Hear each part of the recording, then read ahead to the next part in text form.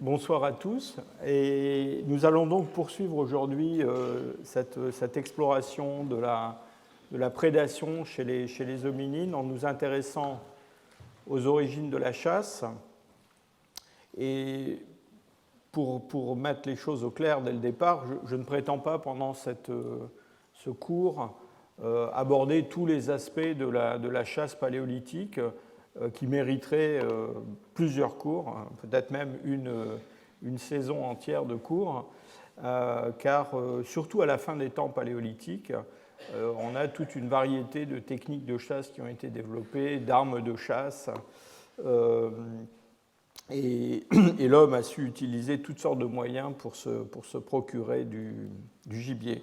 Donc ce qui m'intéresse aujourd'hui, c'est vraiment les origines, la phase la plus ancienne. J'évoquerai à la fin de mon cours quelques objets, quelques armes du Pléistocène moyen, final, du Pléistocène supérieur, mais essentiellement, je voudrais me concentrer sur, dans le fond, cette transition entre le monde des primates non humains et puis les hommes eux-mêmes.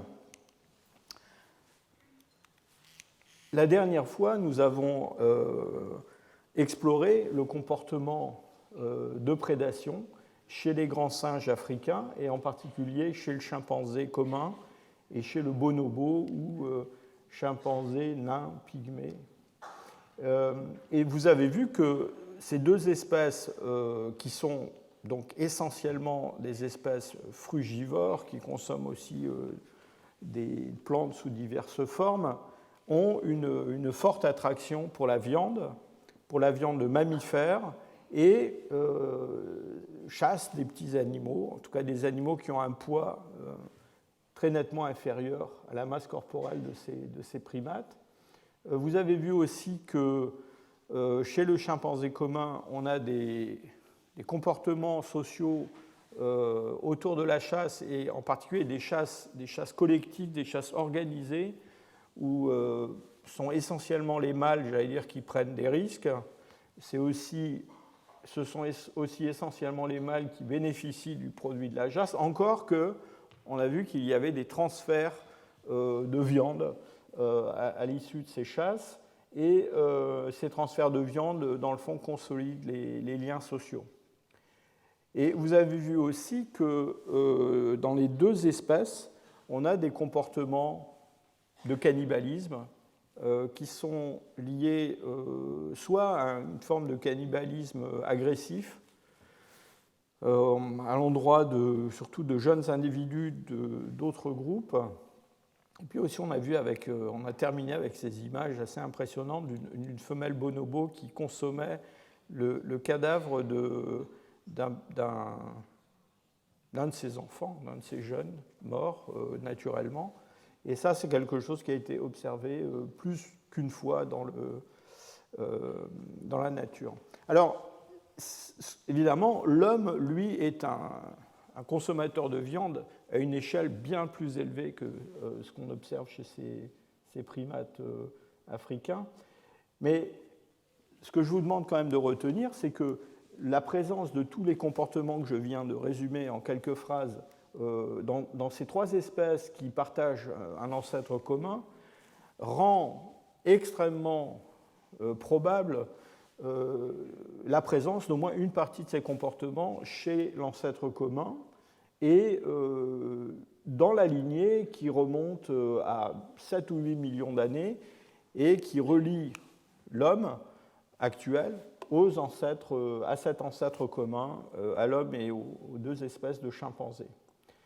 Alors évidemment, sur la partie, je dirais, ancienne de ce parcours, on a très peu d'informations. Alors d'abord, on a très peu d'informations parce qu'on a très peu d'informations d'une façon générale sur l'évolution des hominines les plus anciens. On a très peu de fossiles, très peu d'espèces. On va les évoquer dans un moment.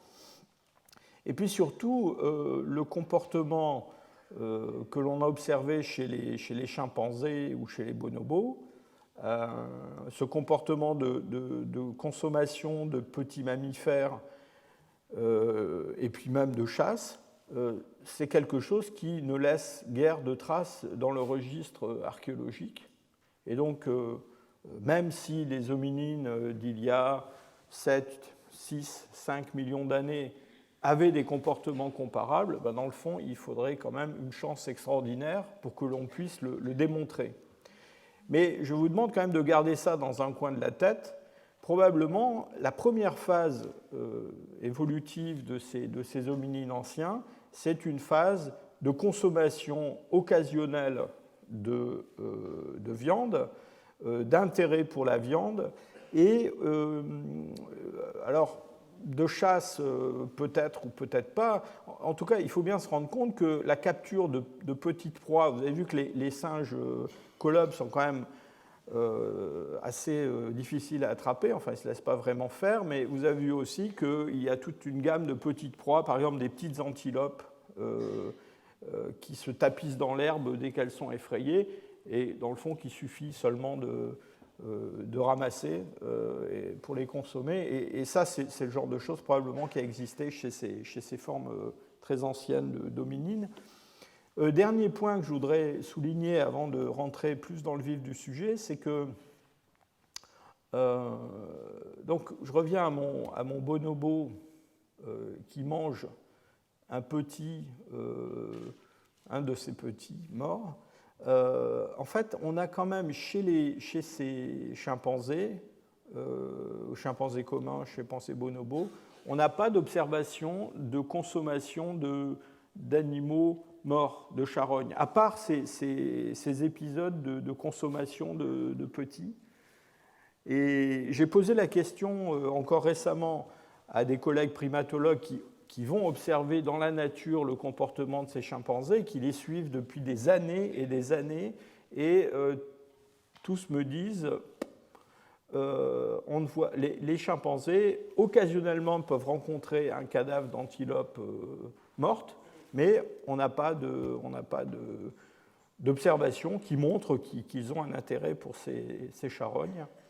Je soulève ce point parce que vous allez voir que la consommation de charognes, ça va être un point central dans les discussions autour de l'origine de la chasse, de la consommation de viande par les premiers hominines, parce que c'est quelque chose qui va se présenter comme une hypothèse assez, j'allais dire, probable, en tout cas qu'il faut envisager.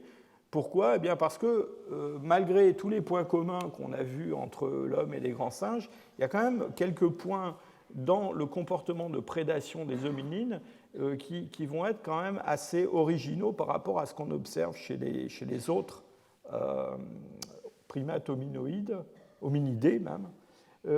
Et en particulier le fait que les hominines vont s'intéresser eux aussi à des mammifères, essentiellement des ongulés, mais assez rapidement, ils vont s'intéresser à des ongulés d'une taille très supérieure au genre de proie que nos chimpanzés capturent. Les chimpanzés capturent des colobes qui font moins de la moitié de leur poids. Vous allez voir que les hominines vont assez rapidement s'intéresser à des animaux d'une taille plus importante. Et puis, il y a d'autres aspects qui sont, qu'il faut souligner, qu'il faut garder en mémoire, c'est que, en particulier, les hominines ont une consommation de ces proies qui souvent est une consommation différée.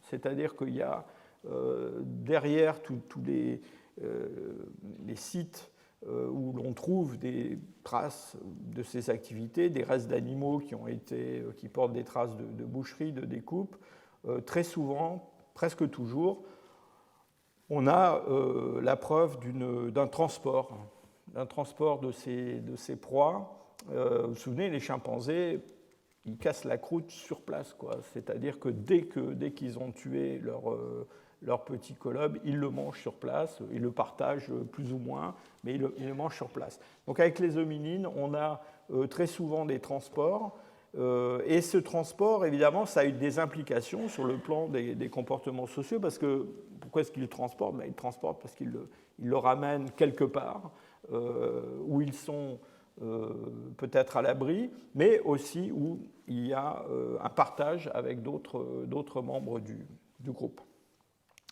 Alors ce comportement de prédation chez les hominines, au-delà de cette consommation, j'allais dire occasionnelle de viande, un peu à la manière de ce qu'on observe chez les grands singes, c'est quelque chose qu'on va surtout voir se développer au cours des 2 derniers millions d'années, mais on peut remonter un petit peu plus loin avec les traces archéologiques, paléontologiques. Et ces derniers millions d'années en Afrique, puisque c'est en Afrique que tout ça se passe pour l'instant, sont des millions d'années pendant lesquelles il y a des changements environnementaux très importants. On les a déjà évoqués dans des cours précédents. On a notamment un changement du régime d'alternance entre phases plus froides et phases plus tempérées à l'échelle globale, à l'échelle terrestre. Et surtout, on a une montée de l'aridité en Afrique avec le développement de savanes, de prairies, voire de zones désertiques, au détriment des surfaces forestières, alors avec des alternances, des moments où la forêt reprend, mais en général, disons qu'à chaque pulsation, on va vers un peu plus d'aridité, un climat un peu plus froid et un peu plus d'aridité. Et donc, cette évolution, c'est une évolution qui se fait par pulsation, et en particulier, on a une de ces pulsations vers plus d'aridité qu'on peut détecter grâce aux études sur les isotopes stables du carbone, et qu'on relie, dans le fond, à des phénomènes évolutifs qui vont produire chez les hominines la divergence de 2 grands groupes, le groupe qui mène au genre Homo et à notre espèce finalement, et puis une radiation aussi de formes qui sont ce qu'on a appelé autrefois les australopithèques robustes. Aujourd'hui, on hésite un peu à utiliser ce terme, disons les paranthropes, qui sont des formes qui sont plutôt orientées vers des régimes végétariens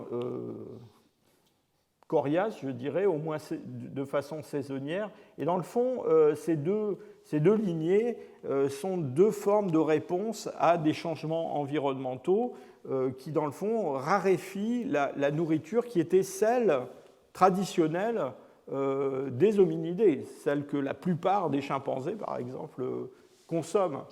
Et d'un côté, on va vers des végétaux, graines, tubercules, choses comme ça, qu'on peut trouver dans des environnements relativement plus secs, en tout cas avec peu d'arbres. Et puis la viande, la viande, c'est l'autre option pour s'adapter à ces environnements. Et alors, on a reconnu d'autres phases comme celle-là, et en particulier celle qui va, si je peux dire, donner naissance, enfin activer chez les Homo erectus des comportements nouveaux, et en particulier cette libération complète du milieu forestier, arboré, et l'expansion de ces hominines hors du continent africain. Alors quand on regarde dans le détail, c'est un espèce de zoom donc dans cet arbre phylogénétique.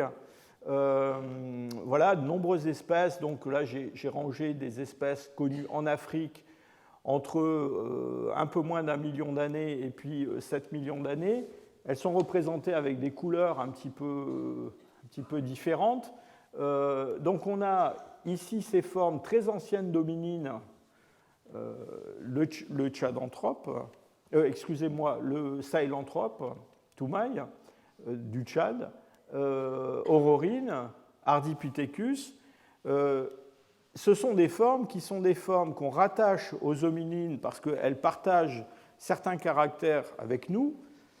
Et en fait, quand on dit certains caractères, ça se ramène essentiellement à des indices de bipédie et aussi une réduction des canines qui sont liées chez les autres hominidés à l'agressivité interindividuelle et surtout entre mâles. Donc des changements d'ordre comportementaux et sociaux.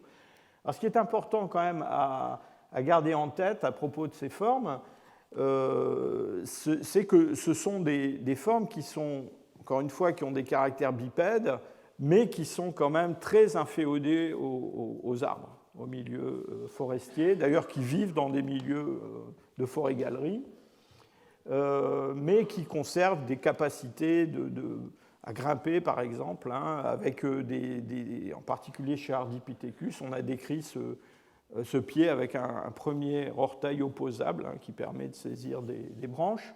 Et donc là, on est vraiment probablement justement dans cette phase de consommation occasionnelle de viande à la façon de nos chimpanzés. Et d'ailleurs, je ne parlerai pas de ces formes parce que sur le plan du comportement de prédation, on n'a absolument rien à en dire, sinon des spéculations. Et puis alors, ces espèces qui sont en bleu ici sont, disons, au sens large, les australopithèques. Alors ces australopithèques, eux, la différence par rapport à ces hominines très anciens, c'est qu'ils montrent, eux, une adaptation beaucoup plus poussée au milieu ouvert, et en particulier à la marche. En fait, ce qui différencie le plus peut-être ces formes-là de celles-ci, c'est leur pied. Hein. Ils ont un pied qui commence à ressembler beaucoup à un pied humain, avec quand même toujours quelques caractères, en particulier du monde supérieur, qui montrent qu'ils retournent probablement encore assez souvent dans les arbres. Et puis ensuite, ces formes-là, en brun, c'est le genre Homo. Alors là, on a affaire à des hommes, si on veut bien les appeler comme ça, encore que les formes les plus anciennes, par certains aspects, ressemblent plus aux australopithèques qu'aux espèces du genre Homo, comme Homo erectus, Homo sapiens ou Homo neanderthalensis. C'est pour ça qu'elles sont dans cette couleur un peu incertaine. Et puis les formes vertes, là, ce sont ces fameux hominines qui sont adaptés à des milieux ouverts de savane, même des milieux assez, je dirais, secs, arides peut-être, mais dans une voie qui est différente peut-être des consommateurs de viande.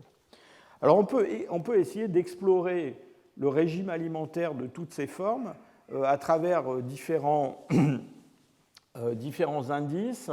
D'abord, il y a l'anatomie dentaire, hein, tout bêtement, c'est ce qui est le plus classique, le plus traditionnel.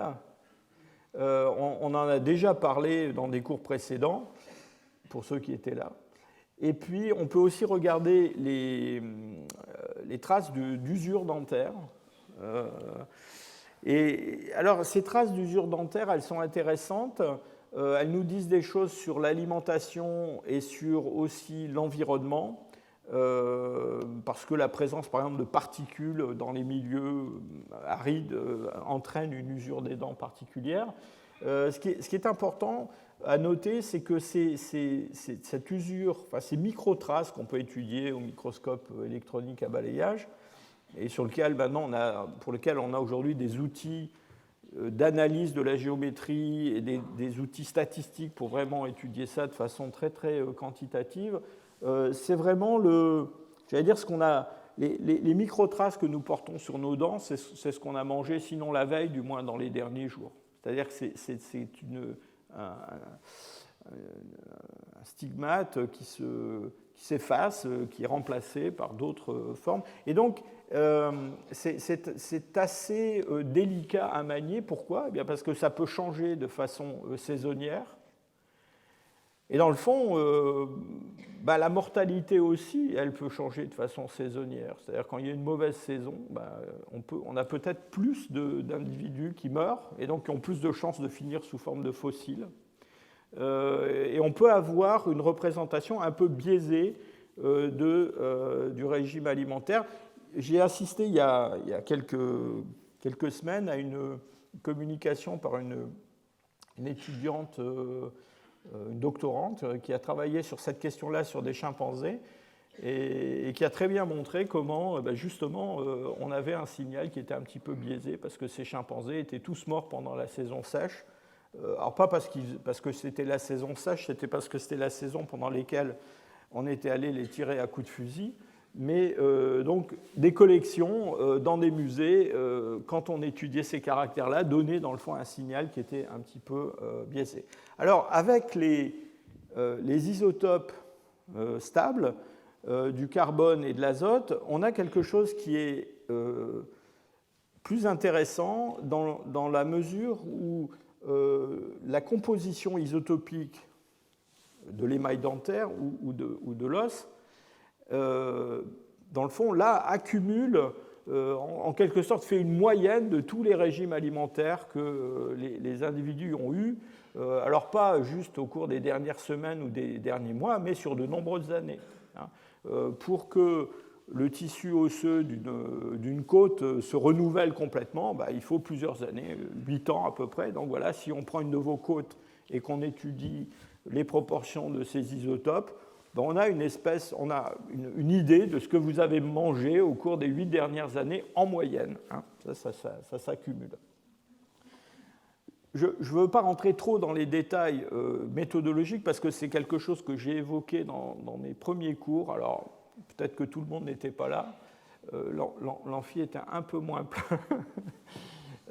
Mais disons, juste pour rafraîchir votre mémoire ou pour ceux qui n'étaient pas là, je voudrais simplement dire que des éléments chimiques comme le carbone, l'azote, l'oxygène, le soufre, on étudie toutes sortes d'éléments comme ça, qui sont des éléments stables dans la nature, eh bien, existent sous plusieurs formes isotopiques, c'est-à-dire qu'on va avoir, en plus de la forme la plus courante, par exemple pour le carbone, c'est un carbone qu'on appelle le carbone 12, eh bien, il va exister dans la nature des carbones 13, 14, qui sont des carbones un petit peu plus lourds. Pourquoi ? Eh bien, parce qu'ils ont dans leur noyau des neutrons supplémentaires. Et donc, ça va leur donner un peu plus de masse. Et puis, alors, ça peut les rendre radioactifs. Par exemple, le carbone 14 est un carbone radioactif qui se désintègre au cours du temps. Je vais dire heureusement pour nous, paléoanthropologues, parce que cette désintégration est un moyen de datation absolument extraordinaire. Cette désintégration nous offre une horloge atomique particulièrement fiable pour faire des datations.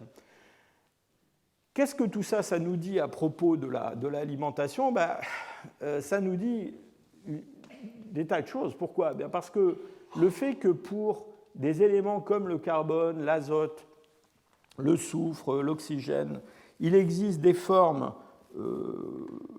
rares qui sont un peu plus lourdes que les formes normales, eh bien, les molécules organiques qui comportent, par chance, par hasard, un de ces isotopes un petit peu plus lourd, eh bien, vont se comporter de façon un peu différente au cours des phénomènes physiologiques. Et en particulier, au cours de l'assimilation des aliments, eh bien, chaque fois qu'il va falloir être impliqué dans une réaction chimique, plus tard quand il va falloir passer à travers d'une membrane, tout ça est un petit peu plus lent parce que voilà, on a affaire à une molécule qui est un petit peu plus lourde. Et en particulier avec l'azote, chaque fois que le long d'une chaîne qu'on appelle trophique, un prédateur va consommer une proie, et ce prédateur peut lui-même être consommé par un autre animal, eh bien, il va y avoir un fractionnement isotopique qui va se produire, et il va y avoir un changement de la composition isotopique, c'est-à-dire que la proportion de l'isotope 15 de l'azote, qui est un azote un peu plus lourd que l'azote 14, va avoir tendance à augmenter de plus en plus au long de cette chaîne trophique. Et c'est comme ça qu'on peut construire des diagrammes comme celui-ci, où vous avez ici, en abscisse, les variations de la proportion d'isotope 13 du carbone, et en ordonnée, les variations de l'isotope 15 de l'azote. Eh bien, on peut placer des plantes et des animaux sur un diagramme comme celui-là. Alors, ce que vous voyez ici, c'est d'abord que le long de l'abscisse, on a des chaînes trophiques qui s'enracinent à des endroits différents. on a une chaîne trophique qui démarre avec des plantes qu'on appelle des plantes en C3. Alors, les plantes en C3, dans nos régions, c'est pratiquement toutes les plantes. En Afrique, c'est essentiellement des plantes qui vivent dans le milieu forestier, justement. C'est les feuilles des arbres. Et puis, alors, on a des plantes qu'on appelle des plantes en C4, qui sont des plantes qui ont un cycle du carbone un petit peu différent. Et ces plantes en C4 sont généralement des plantes qui se sont adaptées à des milieux un peu plus secs, justement, un peu plus arides. Et en Afrique, eh bien, c'est les plantes herbacées qui poussent dans les savanes. Alors, il y a aussi des plantes cultivées par l'homme qui sont des plantes en C4, par exemple le maïs. Et donc, un homme qui mange plutôt du maïs, ben, il va se retrouver dans ce diagramme décalé vers ces valeurs-là de l'isotope 13 du carbone. Et puis ensuite, vous voyez cet empilement d'espèces, eh bien, ça représente des chaînes trophiques d'animaux qui se consomment les uns les autres, enfin, d'abord qui consomment les plantes et puis ensuite qui se consomment les uns les autres, avec un accroissement donc du delta d'azote 15. La chaîne marine se case quelque part entre la chaîne qui s'enracine dans les plantes en C3 et la chaîne des plantes la chaîne trophique qui s'enracine dans les plantes en C4. Et comme le milieu marin, c'est un milieu où il y a un grand nombre justement de niveaux de prédation, avec des chaînes alimentaires qui sont très longues, avec des petits animaux, des mollusques consommés par des petits poissons, des poissons de plus en plus gros, des mammifères marins, puis il y a des super prédateurs qui consomment tout le monde. Donc on a des chaînes beaucoup plus longues avec des enrichissements très importants en carbone 15. Alors on peut utiliser ces isotopes pour reconstituer le régime alimentaire d'hommes qui vivaient dans le passé. Je vous passe les détails, les difficultés méthodologiques. Disons que la façon la plus simple de faire, c'est dans un environnement particulier, dans un gisement particulier, on mesure les valeurs isotopiques de ces isotopes stables pour des espèces dont on connaît aujourd'hui le régime alimentaire, des rennes, des lions, des loups, des hyènes, des zèbres, tout ce que vous voulez. Et puis, une fois qu'on a pour un gisement toutes ces valeurs, eh bien, si dans ce gisement on a des restes humains, on peut analyser ces isotopes stables et puis voir l'homme s'il se place plus près des hyènes, des loups ou plus près des cervidés, par exemple.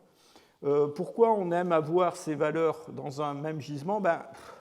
Pour se libérer d'autres facteurs qui peuvent influencer les valeurs isotopiques, qui sont des valeurs liées au climat, liées aussi aux conservations dans un milieu particulier. Et donc ça permet de s'exonérer un peu de ces difficultés. Alors, je vous le dis tout de suite, malheureusement, pour la période qui nous intéresse le plus, c'est cette origine de la chasse chez l'homme, on est quand même un petit peu handicapé du côté de l'utilisation des isotopes stables. Pourquoi? Bien parce que ce qui marche le plus, enfin le mieux, c'est l'extraction de ces isotopes de molécules organiques. Par exemple, du collagène qui est conservé dans certains os fossiles. Bien, on peut extraire de ce collagène du carbone, de l'azote et faire ces mesures. Alors pourquoi on s'intéresse à ces molécules organiques? On s'intéresse à ces molécules organiques parce que, justement, ce sont des molécules dont on est sûr qu'elles ont été produites par l'organisme dont on veut mesurer, apprécier le régime alimentaire.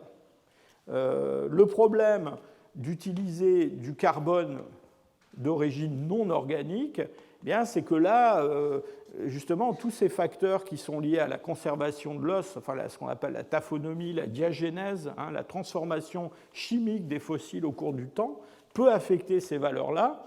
Et donc, au départ, on est un petit peu réticent à les utiliser. Alors, le problème, quand on étudie des espèces fossiles qui vivaient il y a 2 ou 3 millions d'années en Afrique, c'est que malheureusement, il y a belle lurette que le collagène de ces fossiles a disparu. Et donc, on est obligé de se contenter de mesures isotopiques sur la partie minérale de ces fossiles. Alors, déjà, le fait d'utiliser la partie minérale, ça élimine les mesures de l'azote. Vous savez que l'azote, c'est un composant, un élément très important pour la fabrication des protéines, des molécules organiques en général. Et donc, on se contente de mesurer les variations du carbone 13 qui est présent dans les carbonates et dans l'hydroxyapatite et donc dans les tissus squelettiques en particulier. Alors, on a des données pour le carbone 13 pour ces espèces jaunes, bleues, marron que je vous ai montré tout à l'heure, avec ici la variation du delta du C13 en abscisse, et puis on commence avec des hominines très anciens, c'est ceux qui étaient encore très liés au milieu arboricole, consommateurs de viande peut-être occasionnels, mais certainement très, très orientés vers le monde végétal. Et puis ensuite, on a ici nos australopithèques, donc, qui sont, eux, adaptés à des milieux plus ouverts. Et puis on termine ici avec les représentants du genre Homo, et puis ces paranthropes qui sont adaptés à des milieux de plus en plus arides.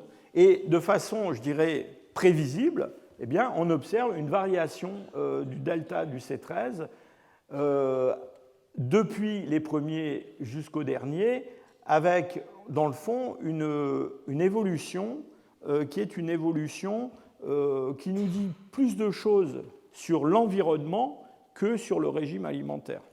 En gros, les valeurs qu'on observe chez les Ardipithecus, par exemple, sont des valeurs qui correspondent aux valeurs isotopiques qu'on va trouver dans des milieux de forêt-galerie, qui est le milieu auquel on assigne ces formes-là.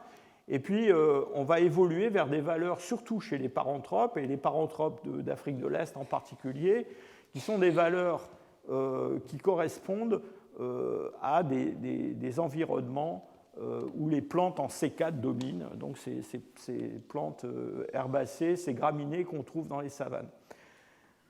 On voit... alors, pour être parfaitement clair, vous vous souvenez de l'enracinement de ces chaînes trophiques dans différentes valeurs du C13. Quand on a des valeurs très élevées comme celle-là pour le delta de C13 et qui correspondent à des valeurs qu'on trouve dans les plantes en C4, ça ne veut pas dire forcément que ces espèces mangent des plantes en C4. Ça veut dire qu'elles appartiennent à une chaîne trophique qui s'enracine dans les plantes en C4. Et vous voyez, le problème, c'est que vous mangiez des graines qui poussent dans la savane, ou que vous mangiez les termites qui mangent les graines qui poussent dans la savane, ou que vous mangiez les zèbres qui mangent les herbes qui poussent dans la savane, vous allez avoir des valeurs comparables de ce delta de C13, et ça, c'est extrêmement frustrant. Alors, quand même, on peut tirer quelques informations de ces valeurs. En particulier, vous voyez que le spectre des valeurs isotopiques varie quand même beaucoup d'une espèce à l'autre. C'est-à-dire qu'on démarre avec des espèces qui ont un spectre qui a l'air assez étroit, qui correspond à un milieu très particulier, qui est ce milieu de forêt et galerie. On termine aussi avec des espèces qui, enfin, c'est en tout cas les paranthropes, qui ont aussi un créneau écologique assez fermé, mais au milieu, avec les australopithèques et aussi avec les représentants du genre Homo, on a des espèces quand même qui montrent un approvisionnement, alors quel qu'il soit, végétal ou animal, qui dans le fond varie énormément. Varient de valeurs qui sont celles qu'on va trouver dans des forêts-galeries ou dans des savanes relativement sèches. Alors, on peut représenter ça d'une autre façon. Voilà des valeurs isotopiques en C13 pour toutes sortes de mammifères qu'on trouve dans les gisements à hominines en Afrique. Et vous voyez qu'on a en gros deux gros paquets qui correspondent aux animaux qui vivent plutôt en milieu forestier, puis des animaux qui vivent plutôt en savane. On a ici des valeurs isotopiques du delta de C13 pour les fameux paranthropes complètement décalés et qui vient dans les valeurs des milieux de savane. Et puis, ces hominines, alors l'article dont j'ai tiré cet article, pour une raison que je n'ai pas très bien compris, appelle ça des hominidés, mais vous vous souvenez que les hominidés, ça comprend aussi le chimpanzé, le gorille, etc. Et alors, ce qu'on voit, en fait, c'est que, pris tous ensemble, ces hominides, dans le fond, ils évoluent entre ces deux milieux. Et d'ailleurs, ils sont, à la différence de ce qu'on observe chez les autres mammifères, ils ont l'air d'être plus nombreux dans les milieux intermédiaires. Et donc, c'est peut-être justement cette capacité à vivre dans des interfaces entre des paysages très différents qui fait le caractère particulier de ces hominines.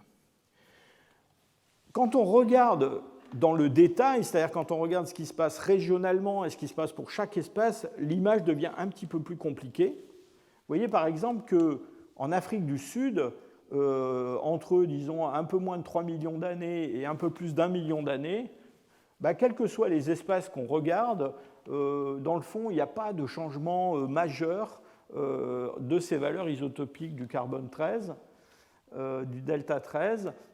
Simplement, ce qu'on voit encore une fois, c'est que certaines espèces ont un très grand spectre d'exploitation de différents milieux, d'autres un spectre un peu plus étroit, mais en gros, ça ne change pas énormément. Par contre, l'Afrique de l'Est, et c'est en Afrique de l'Est je vous rappelle qu'on trouve les premiers représentants du genre Homo, et bien là, on a très nettement un clean très marqué entre 4,5 millions d'années, c'est-à-dire les derniers Ardipithecus, 4 millions d'années, les premières formes d'Australopithèque, Australopithecus anamensis, et puis nos paranthropes, et certains représentants du genre Homo, il y a 1,5 million.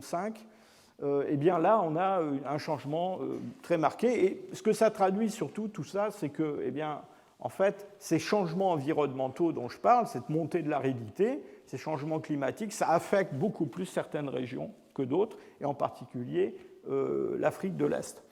Vous voyez quand même que nos homos, en tout cas les homos les homos anciens les plus récents, si je peux dire, ceux qui ont moins de 2 millions d'années, eh bien quand même, ils rentrent dans la variabilité des valeurs qu'on observe chez les paranthropes, et donc suggèrent quand même qu'ils sont plus que les autres formes capables de vivre dans des milieux assez ouverts. Et ces milieux ouverts, c'est quelque chose souvent qu'on évoque, qu'on invoque pour expliquer des changements comportementaux. Et vous vous souvenez, je vous ai montré ces chimpanzés du Sénégal qui fabriquent des espèces de saguets pour aller attraper des petits prosimiens dans les troncs d'arbres. Alors, encore une fois, il paraît que les femelles sont beaucoup plus capables que les mâles de fabriquer des bâtons pointus, mais enfin, tout le monde en mange apparemment. Et on a chez les chimpanzés de savane des comportements qui sont peut-être, pour certains, qui évoquent ce qui s'est passé chez les hominines qui ont été confrontés à ces mêmes milieux. Je voudrais vous montrer autre chose que je n'ai pas eu le temps de vous montrer la dernière fois, qui est un autre exemple de chimpanzé de savane, ceux-là de Tanzanie, d'une région qui s'appelle Ougala. Et ces chimpanzés... Alors, savane avec quand même pas mal d'arbres. C'est une savane arborée. Vous voyez, ils ont quand même toujours des arbres autour d'eux. Et ces chimpanzés-là, eux ne fabriquent pas des saguets, mais ils fabriquent des outils en bois qui servent à creuser le sol et notamment à extraire des tubercules qui sont des tubercules comestibles. Et donc, voilà, on peut s'imaginer nos hominines qui vivent dans des milieux de savane de plus en plus ouverts, nos australopithèques en particulier, ayant des des bâtons à pointer, un peu comme nos chimpanzés de Fongolie, ayant aussi des bâtons qui peuvent servir à creuser pour trouver des végétaux, voire à assommer une petite antilope si le bâton est suffisamment lourd. Alors, malheureusement, tous ces objets en bois qui ont sans doute existé et qui ont sûrement été, je dirais, plus sophistiqués chez nos australopithèques que ce qu'on observe chez nos chimpanzés de savane, ne se sont pas conservés. Alors, tout n'est pas perdu quand même, parce qu'on a, dans plusieurs sites sud-africains, des objets qui sont des objets, alors eux, en os, hein, et donc, vous voyez, on est déjà quand même dans un environnement où ces hominines ont accès à des os fragmentés, ce qui suggère qu'ils peut-être qu'ils consomment à côté de ça des ongulés. On a des fragments d'os qui sont polis à leur extrémité, avec des striations qui ont été étudiées, qui ont été comparées aussi à le résultat d'expériences où on a essayé de faire de creuser, par exemple, avec ces objets-là. Et on pense que ces objets ont servi probablement à démolir des termitières. Vous vous souvenez, je vous ai montré un gorille en train de démonter une termitière et des chimpanzés qui étaient en train de pêcher à l'intérieur avec des baguettes très longues qu'ils avaient façonnées. Là encore, vous voyez, on rejoint tous ces comportements qu'on trouve donc certainement chez ces hominines. Alors le problème, c'est que tous ces objets qui ont été décrits dans 3 gisements essentiellement en Afrique du Sud, malheureusement, dans ces 3 gisements-là, entre 1,5 million et 2 millions d'années, eh bien, on trouve plusieurs espèces d'hominines. Donc on est bien incapable de dire qui les a utilisés. Les fossiles qui sont les plus nombreux à Swartkrans, ce sont des paranthropes. Donc, vous voyez, nos paranthropes qui vivent dans des milieux de savane où on dit qu'ils ont une nourriture végétale, coriace, etc., peut-être qu'ils mangent aussi des termites, hein, mais ce n'est pas les isotopes du carbone qui vont nous le dire, hein, puisque tout ça, c'est dans la même chaîne trophique. Mais on a aussi, à Drimolen et dans les autres gisements, on a des premiers représentants du genre Homo, donc qui eux aussi peut-être se livraient à cette activité de destruction et de consommation de termites. Alors, est-ce que tout est désespéré avec la géochimie, avec les isotopes? Peut-être pas. Alors, d'abord, on a des gens qui ont étudié non pas des rapports isotopiques, mais des rapports élémentaires. Alors, c'est quoi la différence? Les rapports isotopiques, c'est le fait que quand une molécule organique comporte des éléments qui sont des isotopes plus lourds que les éléments les plus communs, elles vont se comporter de façon un petit peu différente. Au lieu de regarder les rapports entre des isotopes d'un même élément, on peut aussi regarder des rapports entre des éléments eux-mêmes. Et en particulier dans le squelette, il y a 2 éléments, le strontium et le barium, qui se comportent un petit peu comme le calcium. Ils appartiennent à la même famille, ils sont proches dans le tableau de Mendeleïev.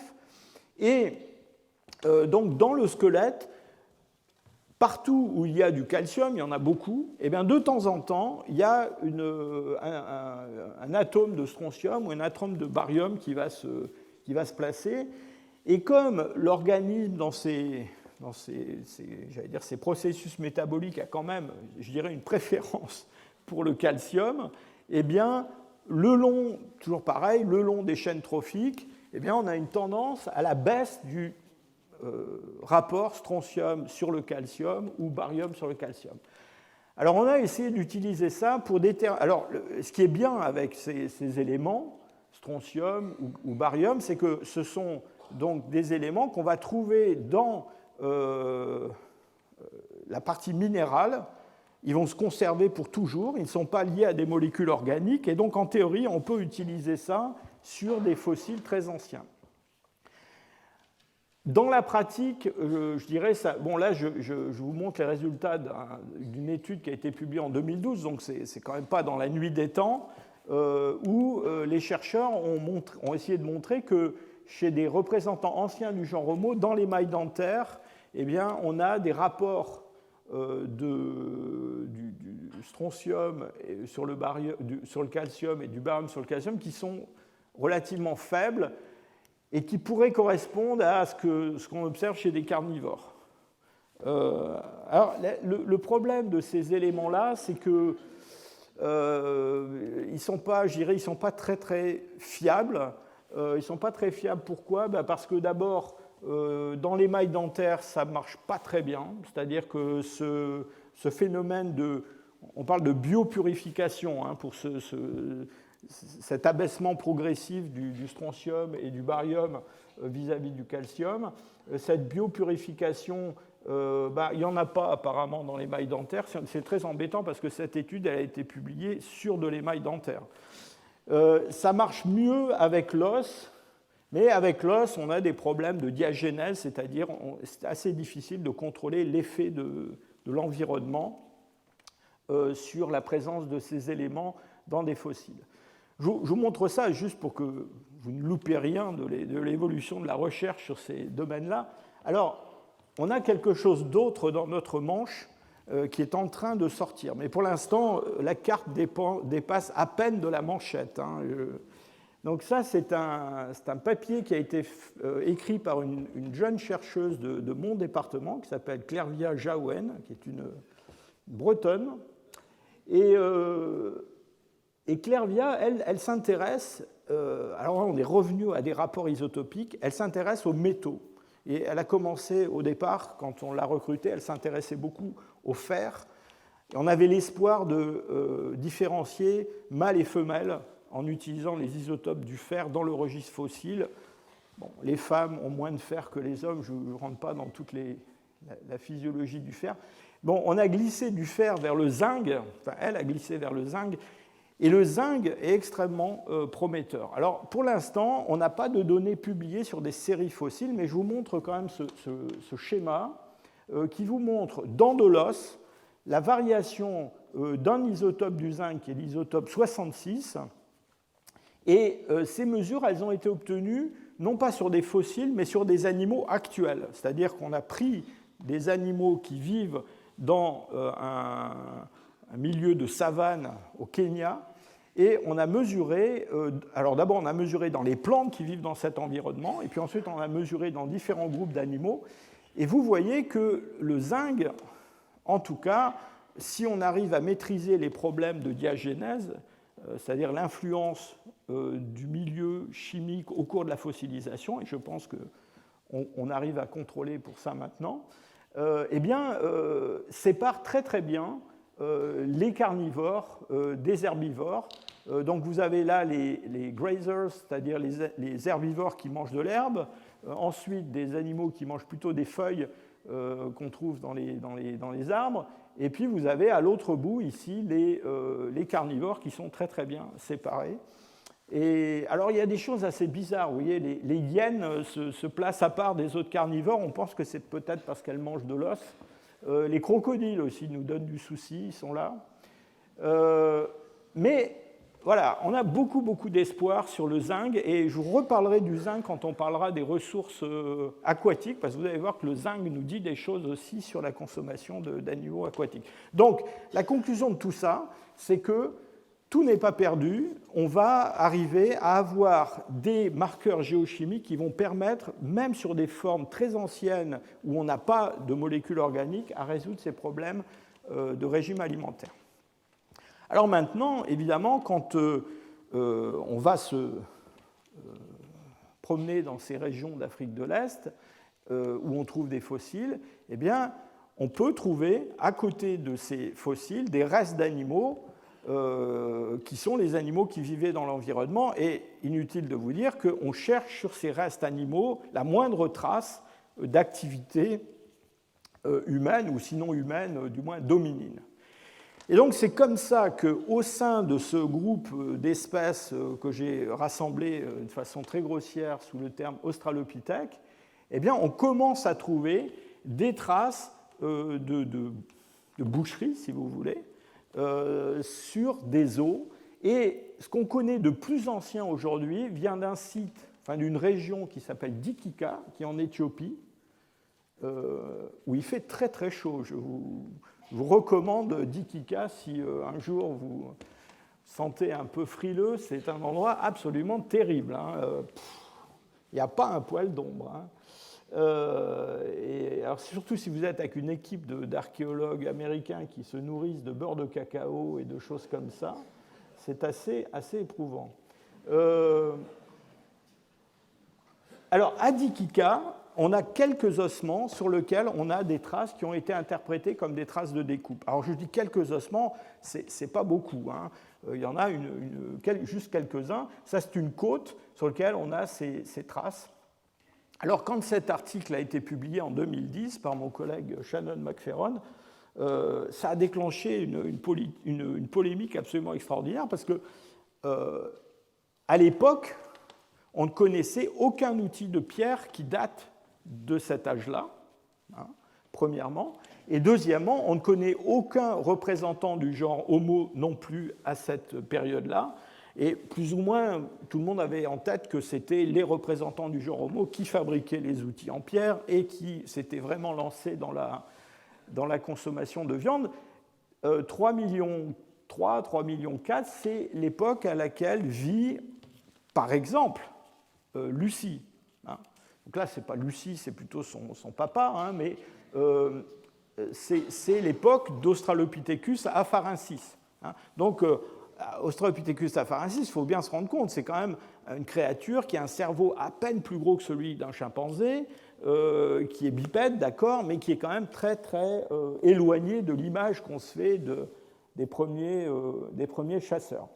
Alors, il y a des collègues qui ont critiqué ce travail et qui ont en particulier soulevé la possibilité que certaines de ces traces, même toutes ces traces, n'étaient pas des traces d'outils, mais étaient des traces de dents de crocodile. Et je soulève ça parce que vous allez voir que quand il s'agit d'identifier les traces qu'on observe sur les ossements, il y a beaucoup d'opinions contradictoires avec des polémiques parfois qui sont assez intenses.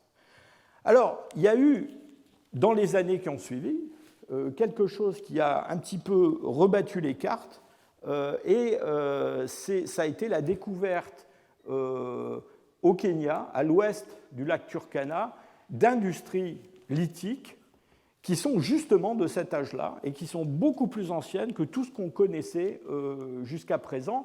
Donc ça, c'est une photo de Sonia Armand, qui est une archéologue française qui travaille depuis des années dans cette région. Je mentionne son nom parce que je vois qu'il n'est pas en bas de ma diapositive. Et donc, Sonia Armand a publié avec ses collègues dans Nature un article qui a fait un bruit extraordinaire, où elle a décrit cette industrie qu'elle a appelée le Lomekien, du nom de Lomekwi, ce site qui se trouve ici. Et ce Lomekien est une industrie qui est assez curieuse parce que, vous voyez, ce sont des très gros objets, des blocs assez importants qui ont été taillés avec beaucoup d'énergie pour extraire des éclats ou aménager des tranchants. Alors, on ne sait pas très bien qui est l'auteur de cet outillage. Ça peut être nos australopithèques, mais il y a d'autres candidats. En particulier, je ne sais pas si vous avez repéré dans le buisson des australopithèques, il y avait un genre et une espèce qui s'appelait Kenyanthropus, qui est aussi un candidat possible à la fabrication de ces outils. Alors il va falloir attendre plusieurs centaines de milliers d'années avant de trouver quelque chose d'autre de semblable. Et ce quelque chose d'autre de semblable, on l'a trouvé dans deux sites qui sont, disons, autour de 2,5 millions. Un site qui s'appelle Bouri, en Éthiopie, où on a trouvé là aussi quelques os avec des traces qui ont l'air d'être des traces de décarnisation, en particulier une mandibule dont on a l'impression qu'on a extrait la langue et on a laissé des traces sur la face interne de la mandibule, une mandibule d'Alcélaphiné, de gnou. Et puis un autre gisement qui est le gisement de Gona en Éthiopie. Alors Gona, Dikika, Hadar, tout ça c'est autour de la vallée de l'Awash. Donc chaque équipe a son petit périmètre, et donc a ses gisements, et donc tous ces gisements sont quand même assez proches les uns des autres. Et donc à Gona, on a quelques os, ça c'est un calcanéum d'équidés, sur lequel on a des traces de découpe. C'est très vieux, 2 millions, plus que 2,5 millions pour certains de ces objets. Ce qui est très intéressant à Gona, c'est qu'on a dans le même gisement, enfin dans les mêmes gisements, on a des outillages très primitifs, alors que eux, on associe à l'industrie oldowayenne. Alors cette industrie oldowayenne, on la connaissait bien avant les découvertes de l'Omekwi à l'ouest Turkana. Donc cet outillage oldowayen à Gona, il a 2,5 millions, 2,6 millions. Alors c'est des choses que vous avez déjà vues, ce qu'on appelait de la pebble culture. Ce sont des galets sur lesquels on a enlevé quelques éclats, donc on a un tranchant, et puis surtout une production d'éclats, probablement essentiellement la production d'éclats qui est à l'origine de ces industries. Vers la même époque, une série de sites qui se trouvent, eux, dans le sud de l'Éthiopie, dans la vallée de l'Omo. La vallée de l'Omo, c'est la vallée où Camille Arambourg, Yves Coppens, tous ces gens-là ont travaillé il y a bien des années. Et là aussi, on a... Alors là, on est à un peu plus de 2,3 millions. On a des outillages très, très simples qui sont produits. Je vous ai là mis à dessin une photo d'un de ces objets plutôt qu'un dessin, parce que les dessins, ça paraît toujours plus joli sur les dessins, c'est-à-dire qu'on voit bien tous ces éclats qui ont été enlevés. C'est vrai que quand on regarde l'objet lui-même, ça paraît déjà beaucoup plus confus, mais il y a effectivement des éclats qui sont enlevés sur ce petit bloc de quartzite. Et donc ça, c'est cette industrie oldowayenne que l'on trouve donc simultanément à ces traces de découpe sur de l'os. Et donc, voilà quelque chose qui donc consolide l'idée qu'il y a un lien entre le développement de l'industrie lithique et puis une activité prédatrice plus marquée. Alors, en réalité, cette activité plus marquée, donc jusqu'à présent, on était dans la consommation occasionnelle de viande sans traces archéologiques. Et donc là, maintenant, on a de la consommation avec des traces archéologiques. Mais je voudrais quand même souligner que quand on regarde ce qu'on trouve dans ces sites très anciens, comme Gona ou Bouri, eh bien, on a un nombre de spécimens qui est absolument dérisoire. Regardez ce tableau qui vous donne le nombre de spécimens sur lesquels on a des cut marks dans différents niveaux de Gona. On parle de 1, 2, 5 os sur lesquels on a trouvé quelque chose qui pourrait être une trace de découpe, parfois trouvé au milieu d'assemblages qui sont extrêmement abondants. Donc, sans vouloir paraître trop négatif, je voudrais juste vous dire, je crois que je l'ai déjà dit précédemment, que toutes ces traces d'activité humaine sur des restes osseux datant de plus de, disons, 2 millions d'années en Afrique, probablement tiennent toutes dans une boîte à chaussures, pour toute l'Afrique. Donc c'est quelque chose qui existe, qui mérite d'être souligné, qui est intéressant surtout parce que ça apparaît en même temps que ces industries de pierre taillée oldowayennes, mais ça n'a rien à voir avec ce que l'on va trouver à partir de 2 millions d'années. Et quand on va passer ce seuil de 2 millions d'années, on va rentrer dans quelque chose de complètement différent en termes d'abondance. Et je voudrais commencer par quelque chose qui est un petit peu inhabituel et très intéressant. Il y a eu, il y a quelques années, 2 publications qui sont sorties l'une après l'autre sur des gisements de l'Est Turkana où ce que l'on trouve comme traces d'activité de découpe sur des os eh bien, ce sont des marques de décharnement sur des animaux aquatiques. Alors, je ne veux pas gâcher le plaisir de ma présentation sur la ressource aquatique qui viendra un peu plus tard, mais parmi les choses les plus anciennes que l'on connaisse, il y a ces séries de cobifora en Afrique de l'Est où les hommes ont consommé des poissons-chats, des petits crocodiles, des tortues, des choses comme ça. C'est très intéressant parce qu'on pense qu'ils les ont capturés à la fin de la saison sèche dans des mares qui étaient transformées en mares de boue et où il était assez facile d'attraper tous ces animaux. Ce qui est intéressant, c'est que ces animaux, c'est une période de l'année où ils ont pas mal de graisse, alors que les ongulés que les hommes consomment par ailleurs, eux sont dans une phase de leur cycle biologique où justement ils ont une viande qui est une viande très maigre avec très peu de graisse, et on reviendra là-dessus quand on parlera des adaptations biologiques à la prédation. Les hommes, même s'ils sont prédateurs, même s'ils consomment de la viande, eh bien, d'une certaine façon, ne peuvent pas oublier complètement leurs origines végétariennes et consommer de la viande maigre sans hydrate de carbone. Mange du pain avec ta viande, hein, disait ma maman.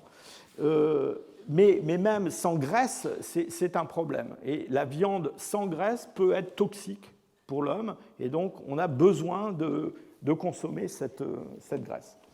Alors là, on va rentrer dans un monde complètement différent. Je vous remonte un tableau encore avec des nombres d'individus. Voilà Gona, hein, je vous rappelle, Gona, ce site de Gona, un niveau du site de Gona avec 5 os modifiés, donc ma boîte à chaussures. Hein. Là, on va passer après 2,2 millions. C'est un site très connu qui est le site d'Olduvai en Tanzanie, le site du Zinjanthrope.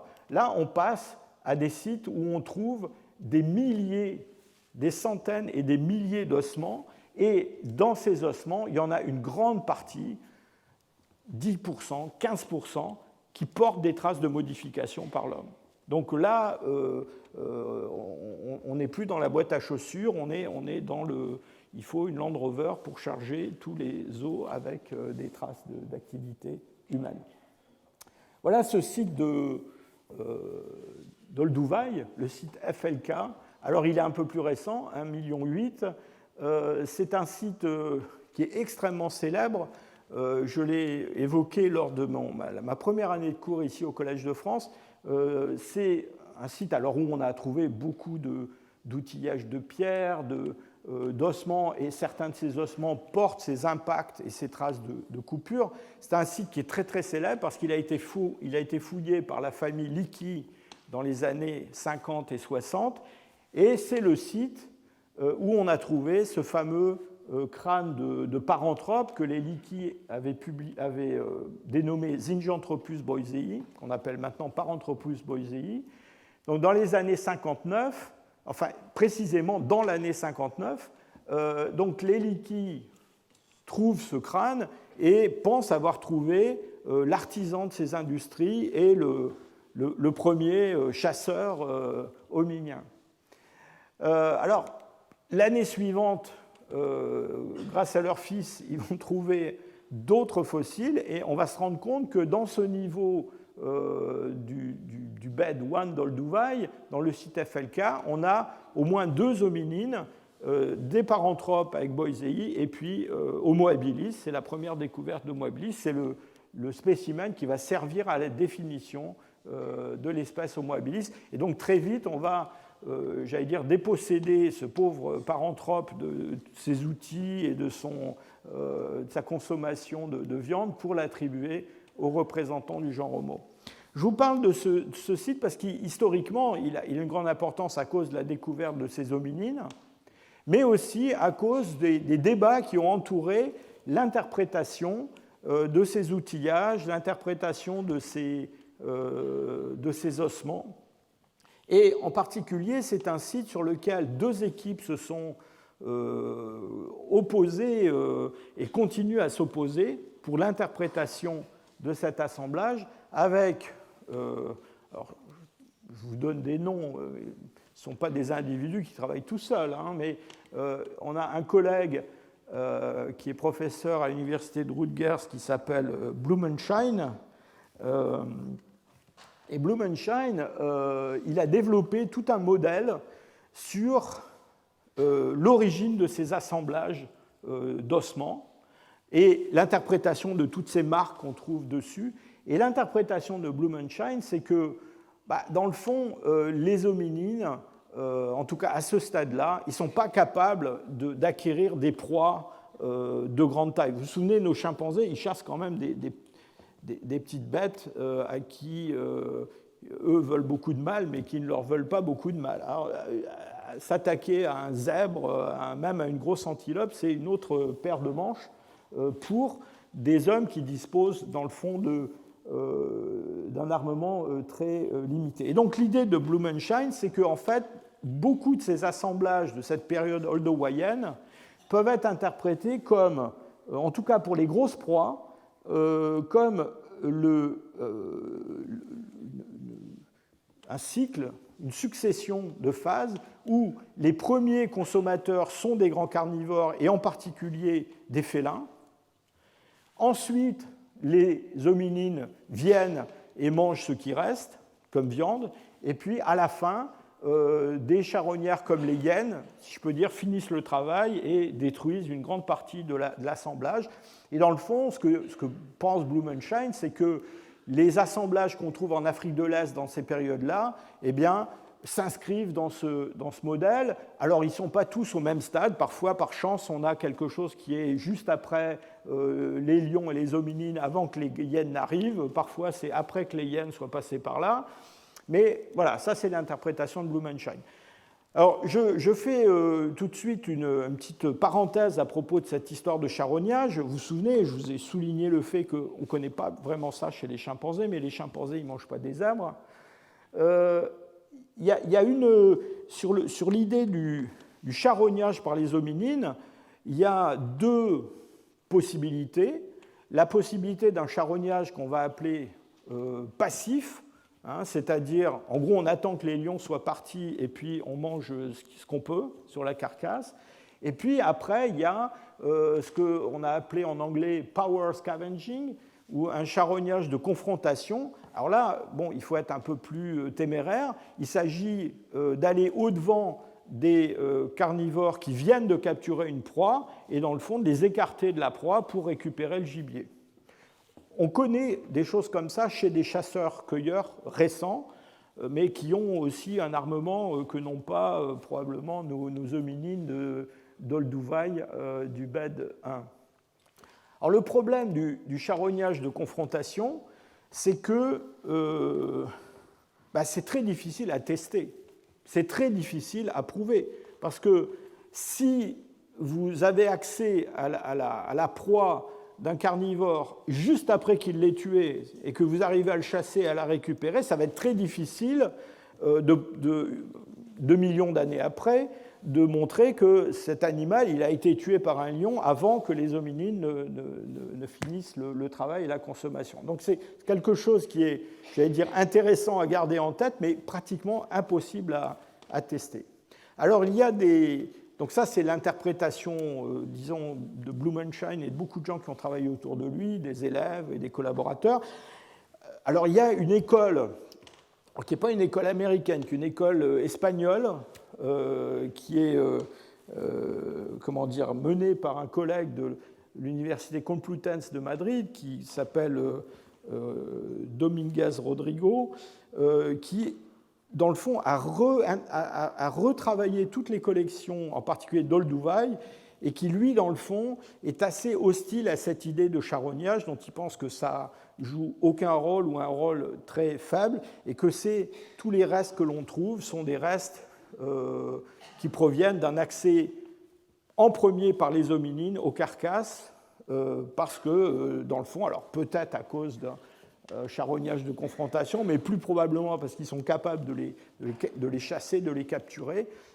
Et donc voilà, donc Blumenschein et Dominguez Rodrigo, depuis des années, se battent à coups de publications. Alors, les Américains ont un haut-parleur beaucoup plus puissant, les Espagnols ont la passion, on va dire, mais voilà, tout ça est très, très animé comme débat. Alors, les arguments d'un côté et de l'autre, je vais essayer de vous montrer comment les zooarchéologues travaillent sur ces questions-là. Alors d'abord, il y a une chercheuse américaine qui s'appelle Pobiner, qui est allée au centre du Kenya pour...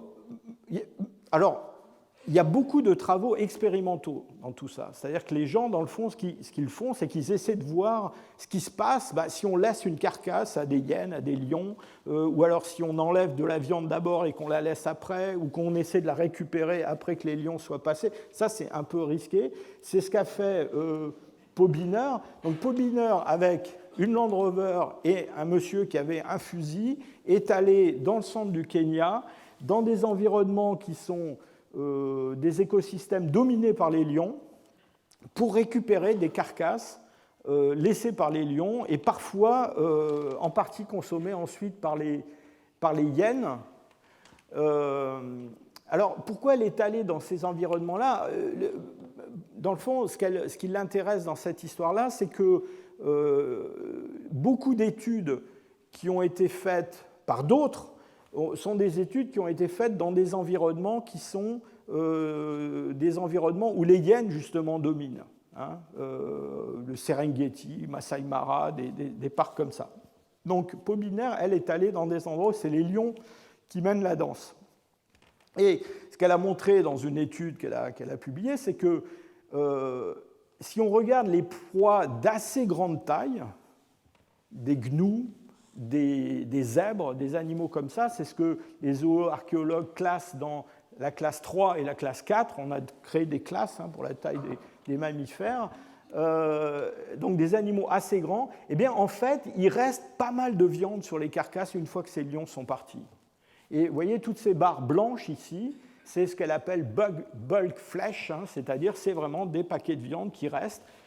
Alors, pas partout, mais certains endroits autour du pelvis ou autour dans la cavité thoracique, des choses comme ça. Donc, en gros, ce qu'elle montre, c'est que sur une carcasse comme ça, eh bien, il y a de quoi, pour un hominine, récupérer 2000 kilocalories, quelque chose comme ça, ce qui est à peu près ce qu'il vous faut pour vivre tous les jours.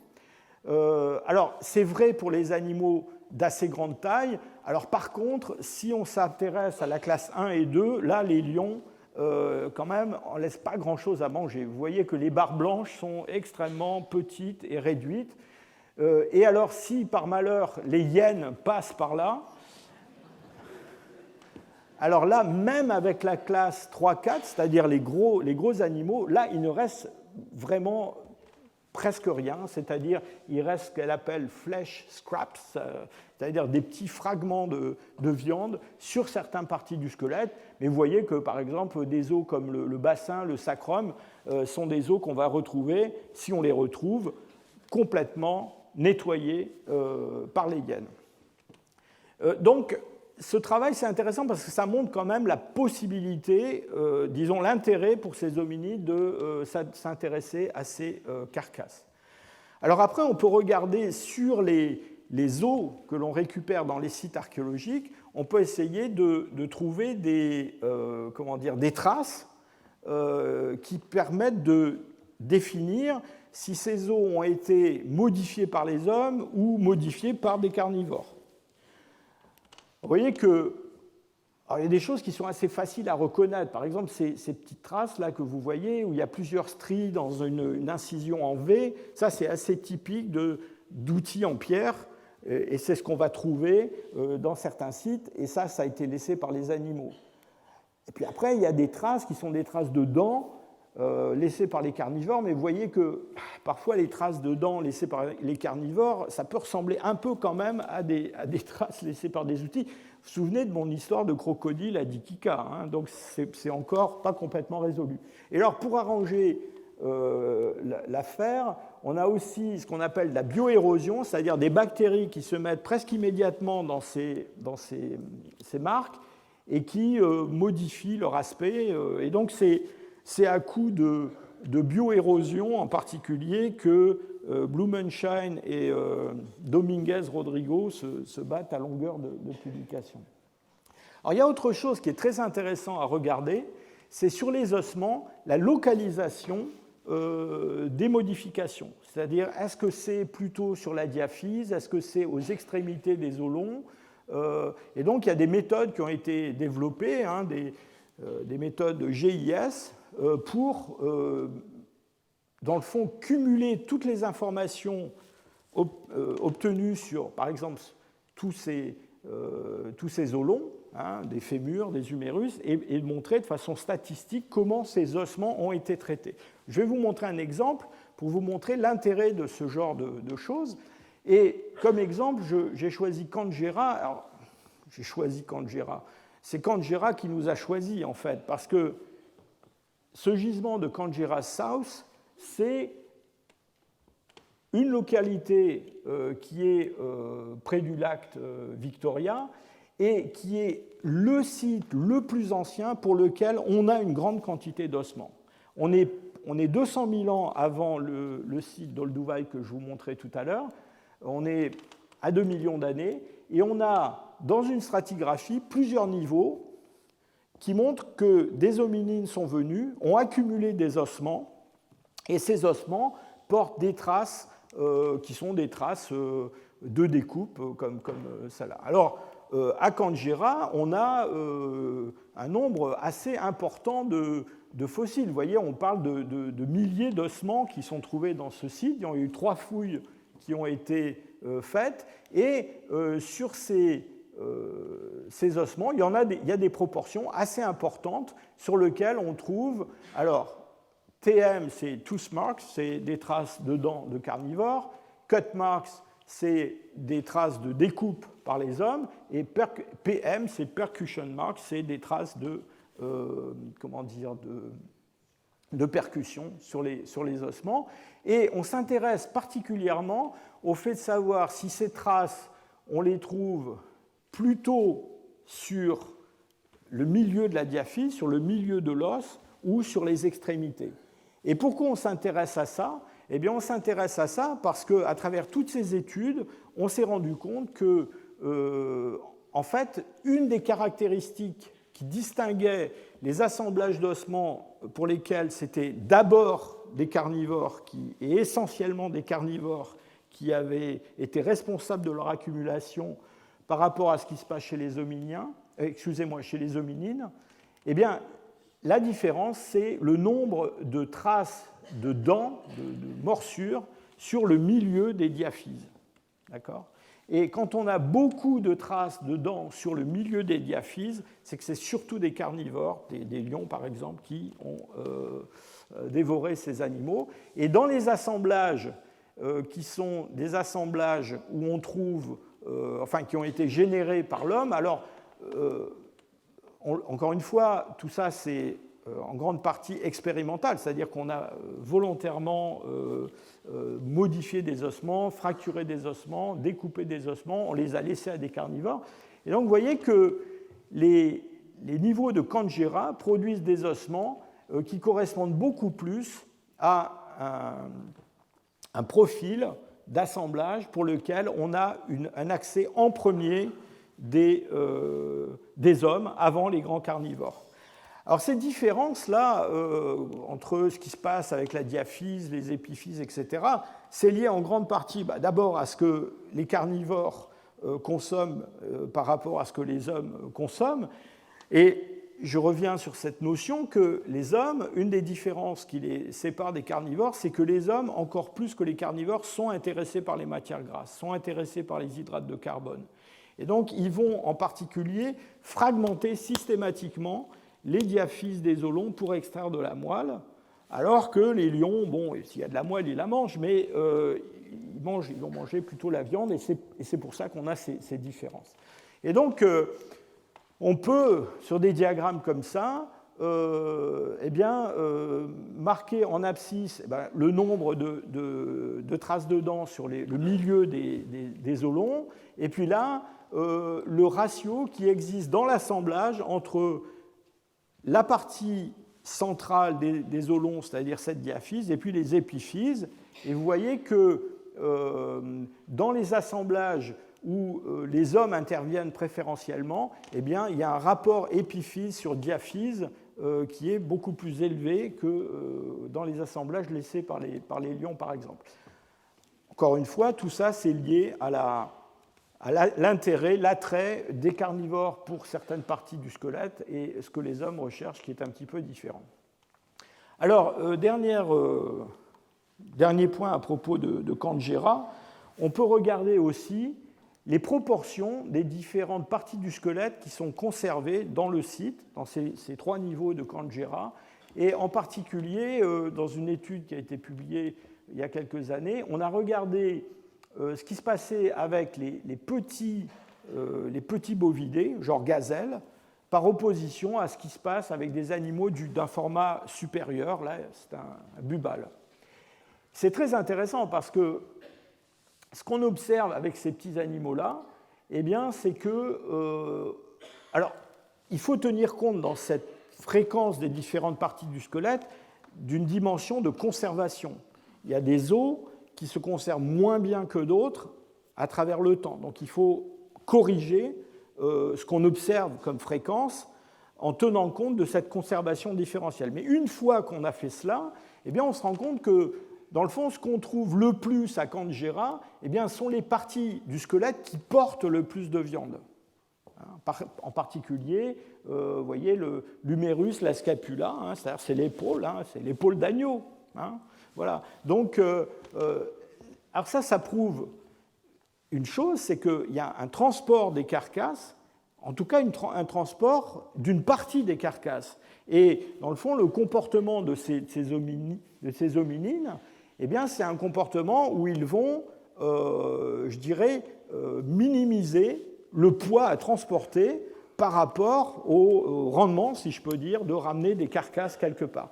Encore une fois, ça souligne cet aspect de transport, peut-être de partage des proies.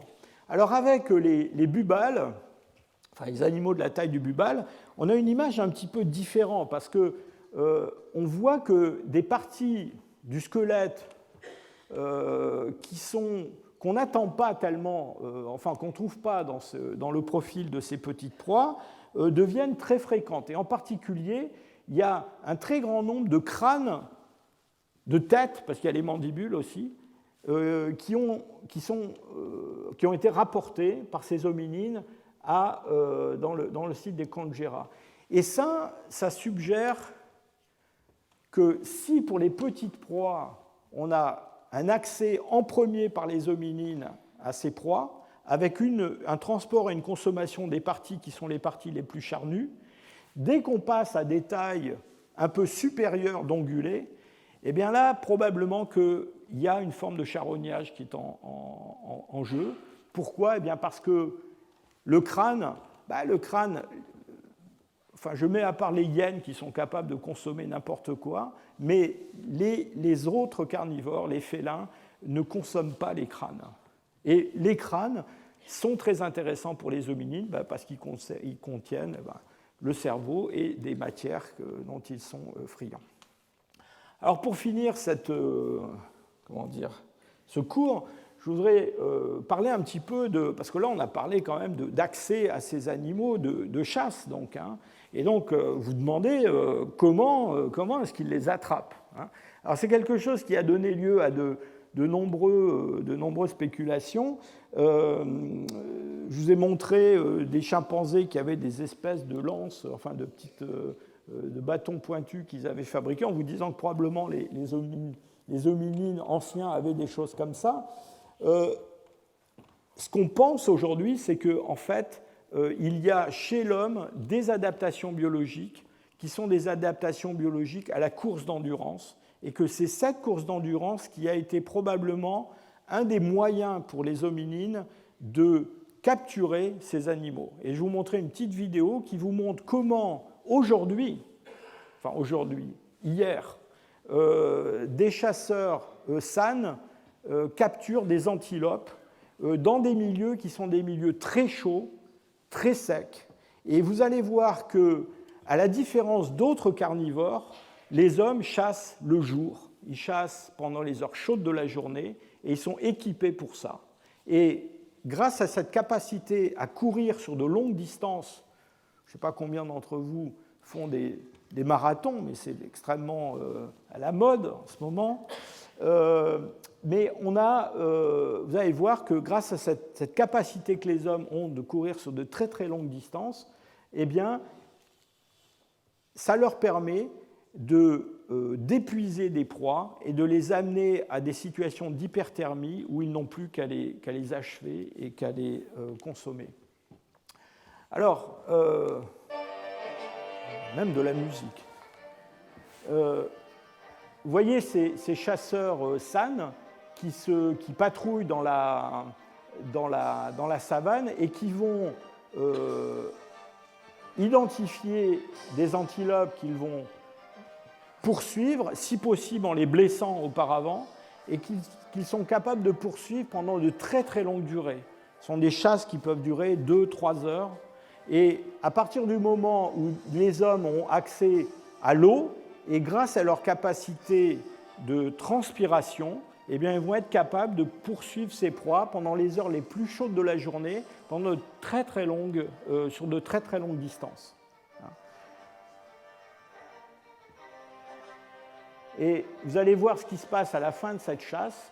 Eh bien, au bout d'un moment, l'antilope qui n'a pas ces capacités de régulation thermique que les hominines ont, eh bien, elle va s'effondrer.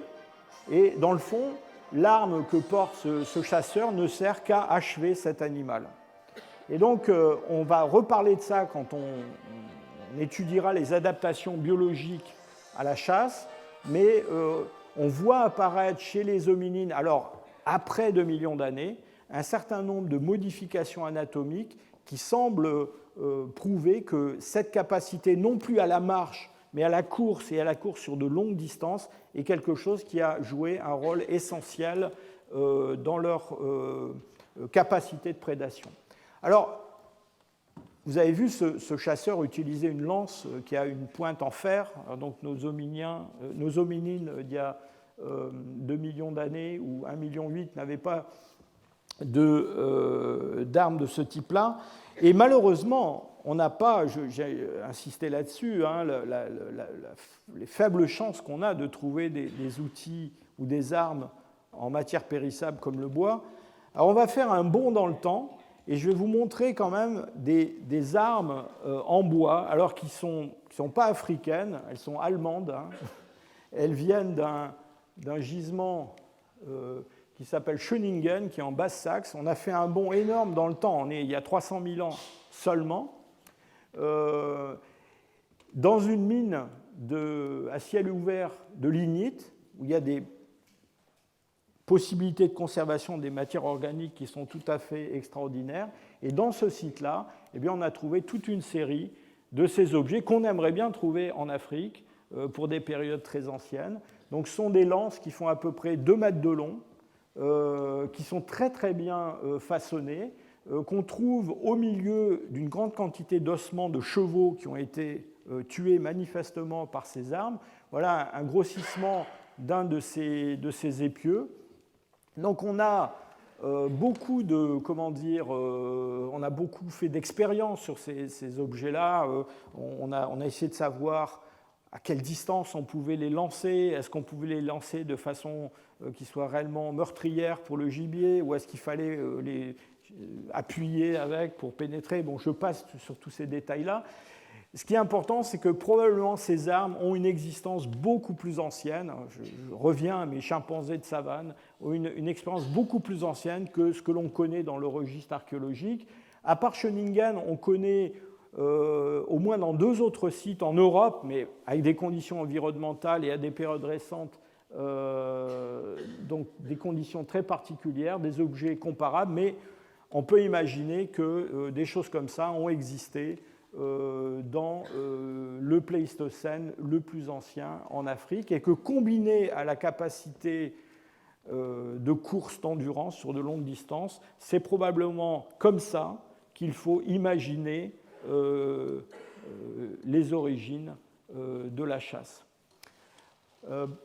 Juste pour finir, je vous montre une photo ou deux de l'évolution de ce genre d'objet, évolution beaucoup plus tardive. On va voir apparaître, mais là c'est très récent, c'est essentiellement dans le Paléolithique moyen en Europe et dans le ce qu'on appelle le Middle Stone Age en Afrique, des pointes de pierre qui vont être